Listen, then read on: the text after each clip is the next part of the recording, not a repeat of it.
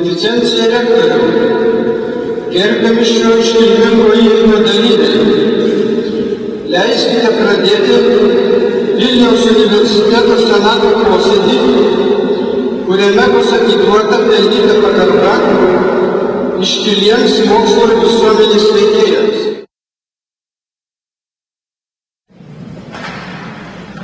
Magnificencija rektorių, garbūs universiteto Senato nariai, brangūs svečiai, ekscelencijos, kolegos dėstytojai, studentai, ponios ir ponai.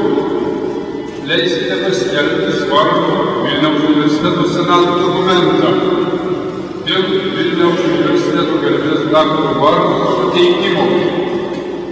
Pirma, išklausytas ir apsvarstytas ekonomikos fakulteto dekanės profesorės Birutės Galinienės teikimas bei recenzentų profesorių Vilniaus Nekrošiaus ir profesoriaus Sauliaus išvadų. Nutarta Vilniaus universiteto garbės daktaro vardas suteikti Vroclavo ekonomikos universiteto Lenkijoje profesoriui ANDRZEJUI GOSPODAROWICZIUI už tarptautinį mokslinį iniciatyvumą ir ilgametį vaisingą bendradarbiavimą su Vilniaus universiteto ekonomikos mokslininkais. Antra. Išklausytas ir apsvarstytas biotechnologijos instituto direktoriaus profesoriaus Kęstučio teikimas bei recenzentų profesorių Juozo Rimanto Lazūros ir profesoriaus Valdo Laureačiaus išvados. Nutarta Vilniaus universiteto garbės daktaro vardą suteikti Vokietijos Maxo Plancko biochemijos instituto direktoriui emeritui ir Miuncheno technikos universiteto profesoriui ROBERTUI HUBERIUI už ilgalaikį kūrybingą bendradarbiavimą su Lietuvos mokslininkais ir asmeninį indėlį plėtojant struktūrinę biologiją Lietuvoje ir pasaulyje. Vilnius, 2011 metų kovo 29 diena. Senato nutarimai atitinkami rekvizitai. Netrukus dviems garbėms mokslo vyrams bus įteiktas Vilniaus universiteto garbės daktarų regalimas. Leiskite jums pristatyti ekonomikos fakulteto tarybos pasiūlytą kandidatą į Vilniaus universiteto garbės daktarus. Tai būtent iškilų akademiką, ekonomistą, Vroclavo ekonomikos universiteto profesorių, bankininkystės katedros vedėją, finansų mokslų komiteto pirmininką Lenkijos mokslų akademijoje ANDRZEJUI GOSPODAROWICZIUI.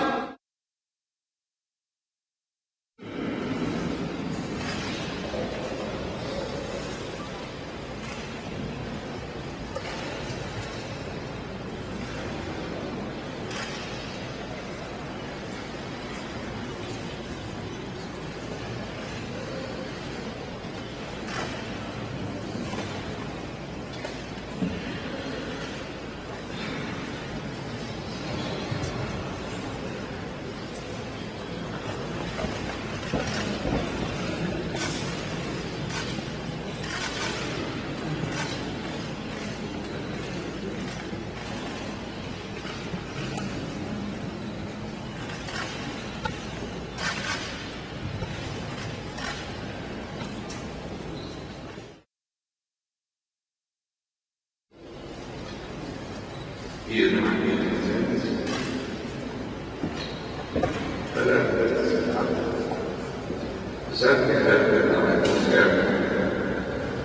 möchte mich herzlich bei Herrn Direktor und dem Senato für die Verleihung des Ehrentitels des Doktors der Universität bedanken. Die höchste akademische Würde nehme ich mit großer Rührung entgegen. Diese Anerkennung ist für mich eine große Ehre und erfüllt mich mit tiefer Zufriedenheit und Freude. Mein herzlicher Dank gilt auch dem Rat der ökonomischen Fakultät für Einbringung des Vorschlags mir den Titel des Ehrendoktors zu verleihen. Der Ehrendoktortitel ist mir durch die Universität verliehen worden, mit der ich seit über 20 Jahren wissenschaftliche Kontakte habe, insbesondere mit den Mitarbeitern der ökonomischen Fakultät. Mehrmals habe ich an den Konferenzen teilgenommen, die von den Mitarbeitern der ökonomischen Fakultät organisiert wurden. Im Namen der Behörde meiner Hochschule, der Wirtschaftsuniversität Vroclavo, habe ich vor einigen Jahren den Vertrag für Zusammenarbeit mit der ökonomischen Fakultät der Universität unterzeichnet. Dieser Vertrag ermöglicht uns die wissenschaftliche Zusammenarbeit, die daher nur auf mich und auf meine Mitarbeiter eingeschränkt war. Gemeinsam mit der Frau Dekan, Professorui haben wir die Entscheidung getroffen, abwechselnd in Vilnius und Vroclavo wissenschaftliche Tagungen zu organisieren. Die nächste, schon 4. Konferenz wird in einer Woche in Vroclavo stattfinden. Von unserer Seite ist Frau Professor Maria Petrovska-Kaschbruch, die diese Veranstaltung mit vollem Engagement organisiert. An diesen Konferenzen haben einige Dutzend Mitarbeiter unserer Universität teilgenommen. Ich weiß, dass sich viele Personen mit den Mitarbeitern der ökonomischen Fakultät verfreundet haben. Dies bietet eine neue Perspektive der Entwicklung unserer Zusammenarbeit in Zukunft. Besonders freut es mich, dass wissenschaftliche Kontakte von jungen Personen geknüpft wurden. Der unterzeichnete Vertrag über Zusammenarbeit ermöglicht auch einen Studentenaustausch. Die bisherige Erfahrung zeigt, dass man die weiterentwickeln und nach neuen Formen suchen kann. Darüber hat unter anderem Professor Vilniaus während seines Aufenthalts an unserer Universität dieses Jahres mit unseren Studenten diskutiert. Ich persönlich schätze besonders auch die Zusammenarbeit mit der Frau Dekan der ökonomischen Fakultät, Professor Vilniaus. Dank großem Wohlwollen der Frau Dekan ist es gelungen, sehr viele mit unserer Zusammenarbeit verbundene Fragen zu lösen. Im Europa ist auch meine Zusammenarbeit mit dem Professor gewesen. In den 90er Jahren, als ich Dekan der Fakultät für Verwaltung und Informatik war, hat Professor Lakis an dieser Fakultät Gastvorlesungen gehalten. Aus meiner Initiative wurde im Frühling dieses Jahres Professor Vilniaus in unsere Hochschule eingeladen. Während seines Gastbesuchs hat er sowohl für Studenten als auch für Wissenschaftler Universitäten Angestellte Vorlesungen gehalten. Er war auch an der Fakultät für regionale Wirtschaft und Touristik zu Gast, unsere auswärtige Fakultät in Vilniaus. Bei seinem Gastaufenthalt in Wroclaw hat er auch an einer Besprechung mit Frau Professor Kudrycka, unserer Ministerin für Wissenschaft und Hochschulwesen, teilgenommen, die zu dieser Zeit unsere Universität besucht hat. Professor Vilniaus, Professor Lakis, Professor Vilniaus sind ohne Zweifel meine Freunde. Gespräche mit ihnen können mir endlich die Geschichte von Litauen und besondere Entwicklungen seiner wirtschaftlichen Entwicklung besser kennenlernen. Die Verleihung der Ehrendoktortitel, die ich als eine große Auszeichnung empfinde, bietet mir neue Möglichkeiten, aber sie verpflichtet gleichzeitig dazu, die Zusammenarbeit zwischen der Wirtschaft und der ökonomischen Fakultät der Universität Vilnius weiterhin fortzusetzen und entwickeln. Zwei Faktoren werde ich bemühen, ein guter Botschafter der Wissenschaft Litauens, insbesondere der Wirtschaftswissenschaften in Polen zu sein. An dieser Stelle will ich hinzufügen, dass ich seit fast 20 Jahren wissenschaftliche Kontakte mit der ökonomischen Fakultät der Universität für Landwirtschaft in Kaunas habe. Mehrmals war ich an dieser Universität zu Gast. Die Dekanin dieser Fakultät, Frau Professorin, hat oftmals unsere Hochschule besucht. Ich möchte hier auch die Rolle meines Lehrers, Professor bei der Anregung zu Kontakten mit der litauischen Wissenschaft betonen. Professor wurde bei Vilnius geboren. Die Grund- und Oberschule hat er in Vilnius besucht. Schon als Erwachsener hat er im Jahre 1945 Vilnius verlassen und ist nach Vroclavo gekommen.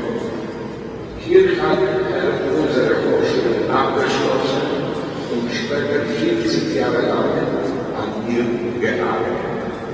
Zurzeit ist er Präsident. Ich möchte auch meine Vorfahren erwähnen, die aus Litauen stammen. Ich habe in Litauen vielmals Urlaub mit meiner Familie verbracht, wodurch ich diese Schillerei und seine Bewohner näher kennenlernen konnte. Die Begegnungen mit Litauen haben uns immer durch ihre tiefe Herzlichkeit und große Gastfreundlichkeit gerettet. Nach den Dankworten für Ehrendoktorwürde möchte ich mich auf einige Probleme der Finanzen konzentrieren, ein Themenkreis, mit dem ich mich seit Jahren befasse. Um die Feierlichkeit des heutigen Nachmittags nicht zu verlängern, möchte ich mich kurz und bündig fassen. In Polen ist es in den letzten 20 Jahren zu einer stürmischen Entwicklung der Finanzwissenschaften gekommen. Vor einigen Jahren ist das Finanzwesen als selbstständige Disziplin im Bereich der Wirtschaftswissenschaften anerkannt worden. Neulich wird oft im Rahmen der Wirtschaftswissenschaften und besonders der Finanzwissenschaften die Frage gestellt: Welchen Platz nehmen dann der Moral und Ethik? Diese Fragen sind angesichts der Krise an den Finanzmärkten in den Jahren 2007 und 2009 sehr aktuell geworden.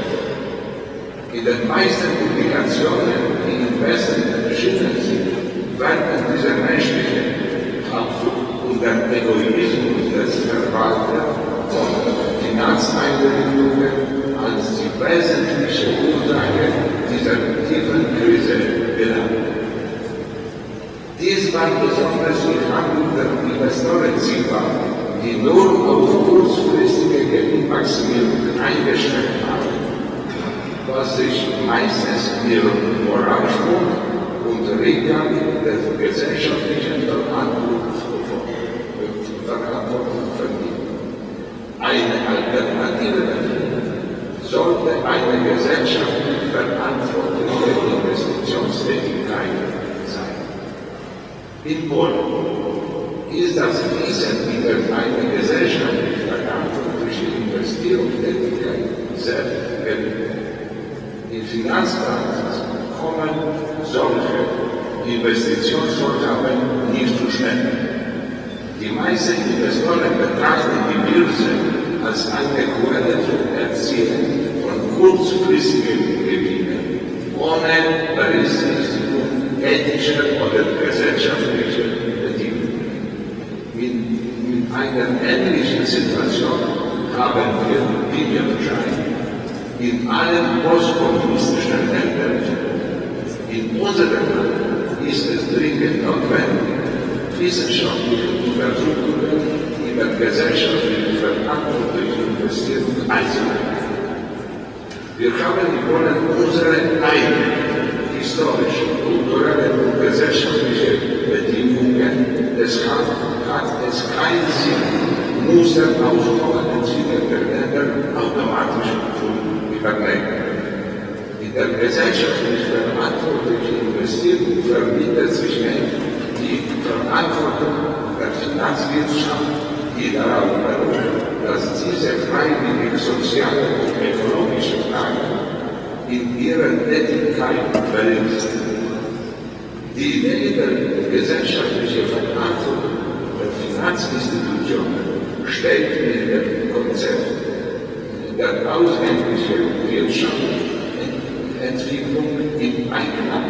In den westlichen Ländern gab es in den letzten Jahren eine Entfaltung von empirischen und statistisch-ökonometrischen Untersuchungen zur Einführung in Praxis der gesellschaftlichen Verantwortung der Finanzeinrichtungen vor allem der Banken. In Polen befinden sich diese Untersuchungen in der Anfangsphase. Eine ähnliche Situation gibt es wie wir scheinen. Auch in den meisten postkommunistischen Ländern. Diese Problematik ist gerade in diesen Ländern besonders wichtig, weil hier das ausländische Kapital der Eigentümer der meisten Banken ist. In den postkommunistischen Ländern haben wir zurzeit mit noch einem wichtigen gesellschaftlichen Problem im Finanzbereich, hauptsächlich im Bankwesen, zu tun. Es geht nämlich um finanzielle Ausmischung.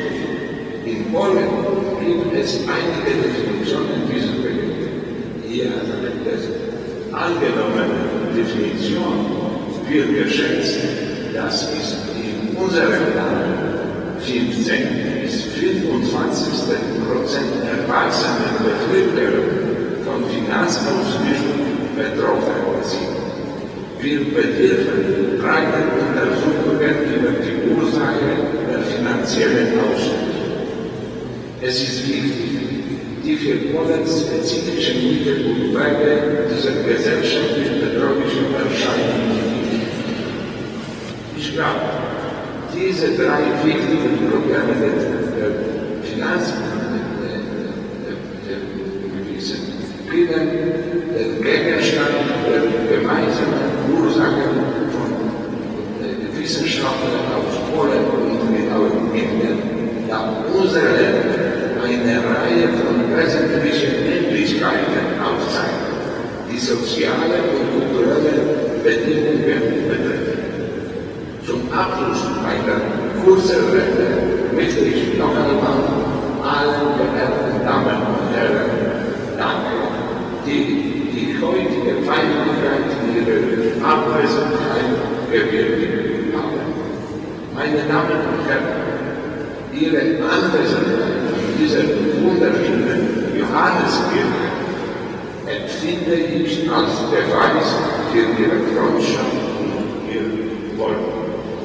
Gestatten Sie mir, dass ich mich recht herzlich bei dem Rektor der Wirtschaftsuniversität Vroclavo, meinem Freund, Professor bedanke, der trotz vieler dringender Verpflichtungen nach Vilnius gekommen ist, an dieser Stelle Dankeschön.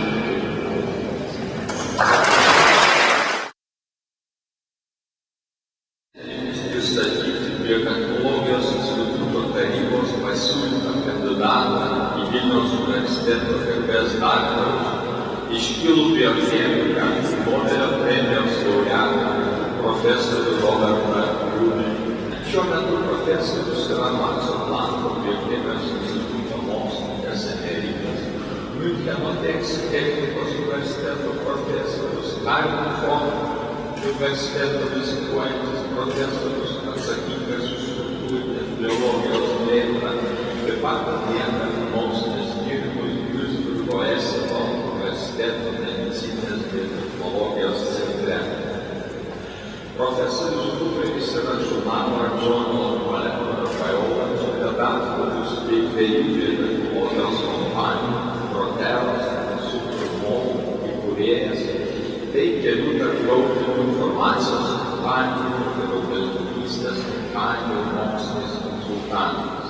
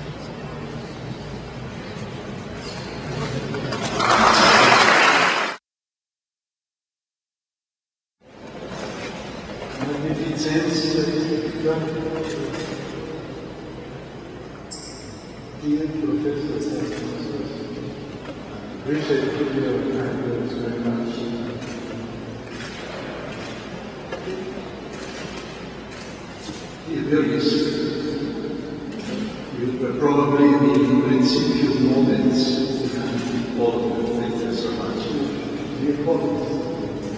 It's a pleasure to be with you. So, thank you very much for welcoming me as a member of the Universitas Vilniaus. I'm bestowing on you the degree of Doctor. I and my wife, she is here for the first time, enjoying the opportunity to visit the university and admire the wonderful architecture of the old campus, the unique composition of hotels, various shapes, and buildings, and it is a permanent city which has so many other jewels which we saw strolled through the narrow streets of the city. We visited Taka, the ancient capital of Lithuania, its castle, floating on water, glowing by the sun. Now, my relations with Vilniaus University began with research collaborations with the Institute of Biotechnology, and dates back almost 20 years. It was studies on restriction internucleases, a field pioneered by this institute, in a field that has a huge potential for application, wonderfully demonstrated by the fact that the spin-off company originated from this fermenters. A unique success story. Unfortunately, what we saw in recent time, the name fermenters disappeared and replaced by terrible fish terror. We shared doctoral students, worked intensely together, and I dare to say they were very successful. But the usual criteria which we have in science is just counting the number of publications in this field. Now, I read the list of honorary doctorates conferred by Vilniaus University, and I now feel more honored to have my name in the list. However, I missed a chemist under them, and also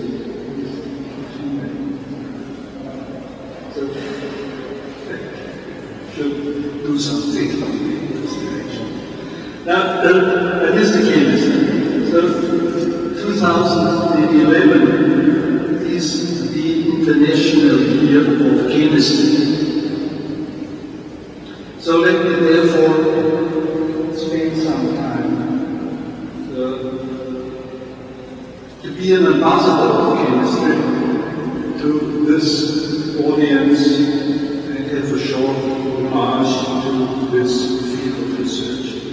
Chemistry is the science of matter, of atoms, of molecules and their transformations. Chemistry is an art. When we take a look at the synthesis of very complex organic molecules in natural compounds. It is, I dare to say, the oldest natural science when pigments were extracted from minerals, from plants, paint, bodies, clothes. And it is also reflected by the fact that industrial organic chemistry arose in the last quarter of the 19th century by making artificial pigments from coal and tar. The German company Fabrik was founded on that basis and is still now the biggest chemical company. Achievements in chemistry mark the major steps of cultural evolution of mankind. We speak of the Bronze Age, the Iron Age, when men learned to make metals and alloys. Today, I would like to say, during the Plastic Age, after learning to make polymers with very diverse useful properties. Now, chemistry plays a decisive role in all natural sciences, even astronomy. I added this paragraph being reminded by visiting the observatory of Vilniaus University, collection of instruments.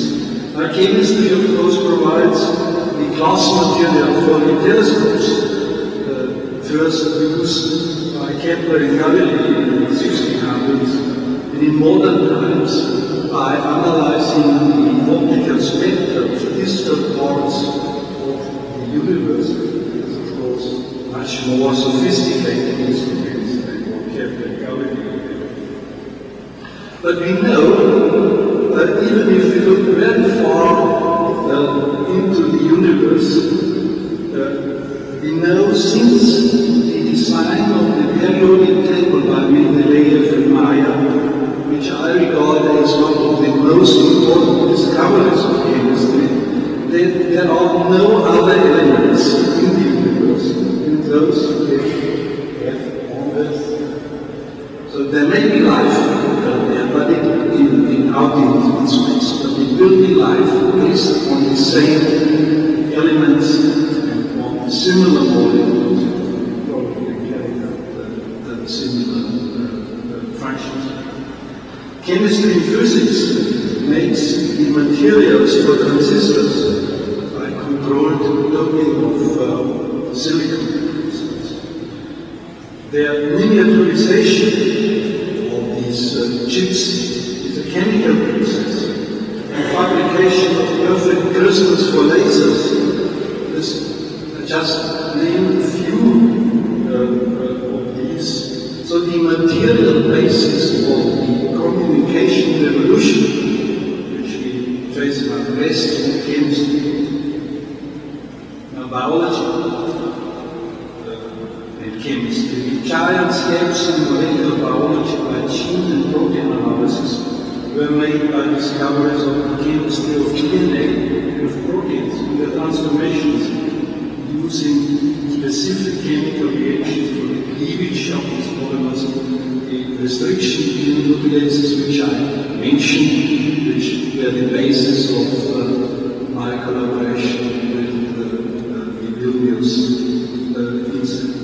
Institute of Biotechnology, belong to this class of reagents and were key to the development of gene technology. research in the structures of proteins require the chemical steps of protein purification and crystallization. Chemistry provides fertilizers the Haber-Bosch process of ammonia synthesis required to grow crop plants for feeding the billions of hungry people on Earth. It provides the pesticides that control damage of crops by insects, by fungi, by bacteria and viruses.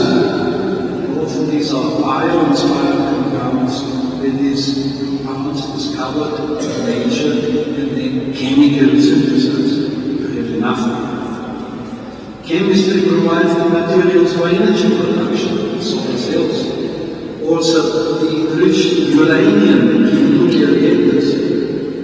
This is a chemical process. The fuel in our cars are made by distillation directly from oil or by coal purification. So, chemistry for the huge challenges of mankind. And these are food for growing population. It's health, protection against incessant emerging bacterial and viral pathogens. Bacterial and viral is really clever. We develop an antibiotic, they escape. We find out why they escape. We develop a new chemical to fight against it.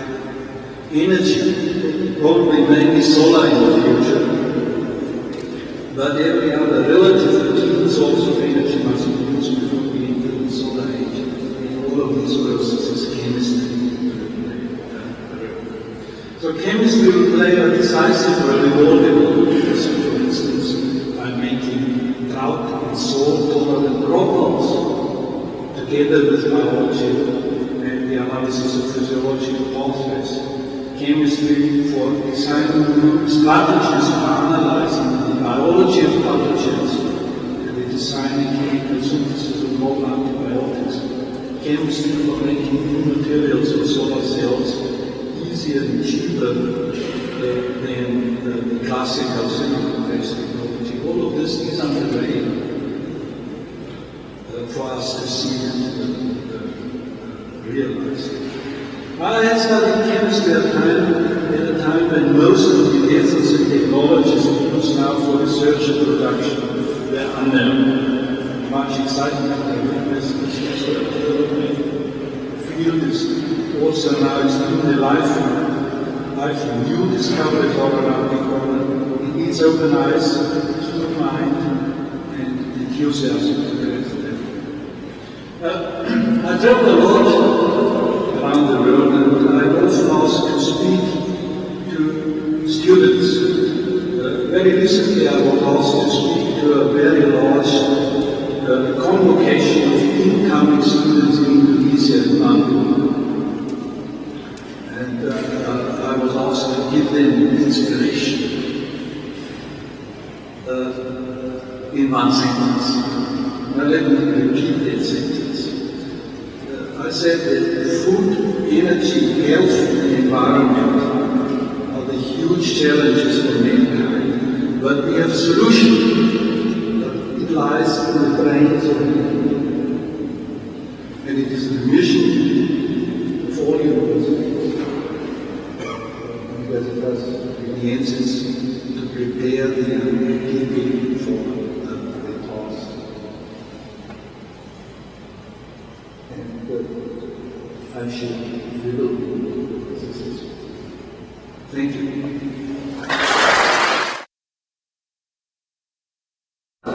Dear my University Director, dear distinguished new members of our university community, just I would like you to point out very two things. First of all, dear distinguished members of our university, I would like to thank so much that you agreed to become members of our university. Thank you very much for the possibility to have you among 30,000 of members of the university community. Of course, congratulations, because this day is a special day in Vilnius University, because not each appreciate they are handing the diploma to our honorary doctors. So congratulations on behalf of community of University.